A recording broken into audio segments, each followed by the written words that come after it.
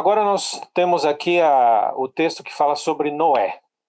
Noé e depois a aliança que Deus fez com Noé. Bom, quem foi Noé? A Bíblia é bem objetiva e bem clara também, bem explícita ao falar sobre Noé. No capítulo 6 de Gênesis, no verso 9, diz assim: E eis a história de Noé. Noé era um homem justo e íntegro entre os seus contemporâneos, e Noé andava com Deus. Três características que são mencionadas aqui, que são muito importantes. Noé era justo, íntegro e andava com Deus. No pensamento hebraico, é diferente do pensamento ocidental. O ocidental sempre pensa da causa para o efeito. O pensamento hebraico é o contrário, é sempre do efeito para a causa. Então, ao apresentar Noé, a Bíblia diz assim, que ele era justo e íntegro. E essas duas características eram efeitos de uma causa. A causa principal é a última característica, porque Noé andava com Deus. Então, já vamos falar um pouquinho sobre isso aqui. Primeiro vamos explorar essa primeira característica. Noé era justo. A palavra aqui é tzadik. Tzadik vem da palavra tzedek, que quer dizer retidão. Tem a ver com a obediência aos mandamentos de Deus. E também com o socorro aos necessitados. Uma pessoa que era considerada reta, ou seja, ela possuía retidão, ela necessariamente era obediente aos mandamentos e ainda era uma pessoa que socorria os necessitados. Tinha aquela empatia e aquela misericórdia especial para com os necessitados. Então nós cremos que Noé era dessa forma, ele tinha essa característica, não é? A segunda característica, a Bíblia diz que ele era íntegro, e aqui eu vou apresentar um slide para vocês. Aqui diz assim, a palavra hebraica é tamim. Tamim quer dizer íntegro, completo, perfeito ou inculpável. Tem algumas traduções na língua inglesa que traduzem aqui como inculpável, tá? Que é a mesma coisa. Alguém sem culpa nenhuma, perfeito, completo, íntegro. Essa é a ideia de tamim. A Bíblia também apresenta essa palavra tamim em outros lugares, tá bom? E eu já vou mostrar para vocês aqui. E tem uma outra palavra hebraica muito presente aqui em Gênesis 6, que é shahat. O verbo shahat quer dizer destruir, arruinar ou corromper. Destruir, arruinar ou corromper.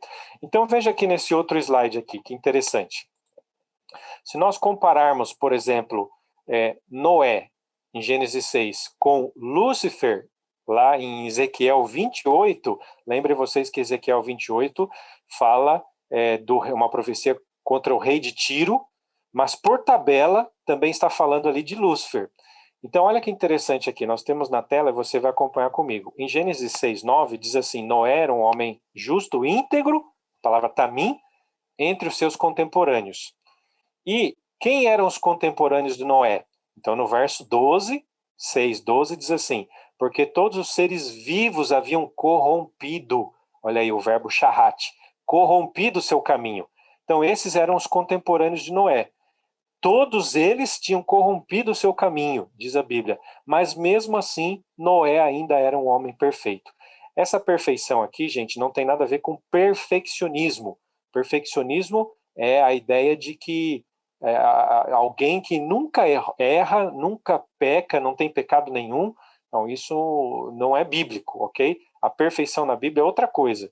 Perfeição na Bíblia tem a ver com andar com Deus e cumprir a sua lei mediante o Espírito Santo. Isso é perfeição na Bíblia, tá bom?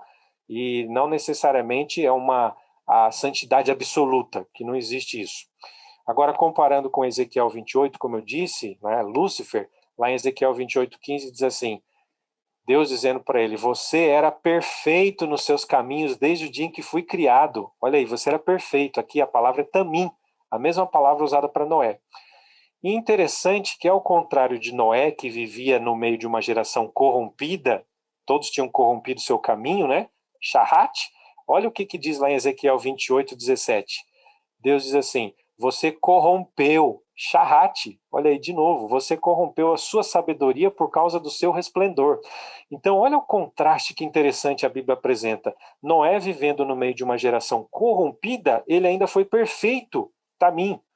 Agora, Lúcifer, criado perfeito, tamim, porque ele vivia na presença de Deus também, ele, vivendo num ambiente perfeito ali no meio dos anjos, ele acabou corrompendo o seu próprio coração, a sua sabedoria, por causa do seu resplendor. Então aqui fica, acho que uma lição para nós, né? Mesmo hoje, vivendo também numa geração totalmente corrompida, má, violenta, como nós vivemos, nós ainda podemos ser perfeitos, desde que a gente aprenda a andar com Deus, assim como Noé andou com Deus. Lá em Gênesis 17, verso 1, Deus fez o convite para Abraão, falou assim: Abraão, anda na minha presença e ser perfeito. A palavra aí é tamim. Anda na minha presença e seja perfeito. Que Deus abençoe, que nós consigamos alcançar esse alvo, né, que Deus propõe para nós.